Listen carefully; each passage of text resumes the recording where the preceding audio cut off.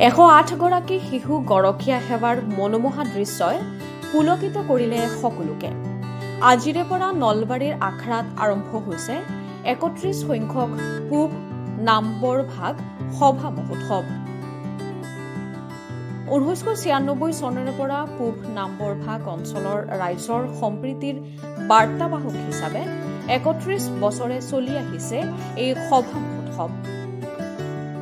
৫দিনীয়া বৰ্ণাঢ্য কাৰ্যসূচীৰে অনুষ্ঠিত হোৱা সভা মহোৎসৱৰ সৈতে সংগতি ৰাখি প্ৰতি বছৰেই অনুষ্ঠিত কৰা হয় গৰখীয়া সেৱা অনুষ্ঠান। এই অনুষ্ঠানত ১০৮গৰাকী শিশুক লৈ অনুষ্ঠিত কৰা হয় গৰখীয়া সেৱা অনুষ্ঠান। এইবেলিও আড়ম্বৰপূৰ্ণভাৱে অনুষ্ঠিত হৈছে গৰখীয়া সেৱা অনুষ্ঠান। ৫দিনীয়া বৰ্ণাঢ্য কাৰ্যসূচীৰে অনুষ্ঠিত হোৱা সভা মহোৎসৱত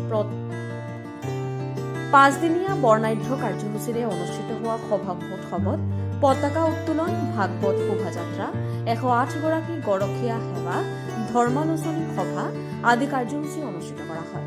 ৩১ সংখ্যক সভা মহোৎসৱৰ মুখ্যদ্বাৰ উদ্বোধন কৰে north east cancer and research ইনষ্টিটিউটৰ স্বত্বাধিকাৰী গণেশ তামুলীয়ে।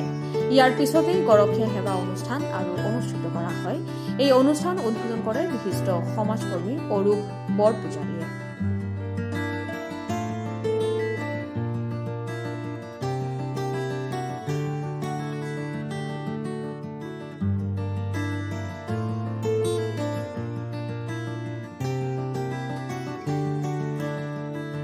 আজি কথা আমাৰ নলবাৰীৰ এই অঞ্চলৰ সমালোচনা সভাৰ আমি নাম উদযাপন সমিতি স্থায়ী সভাপতি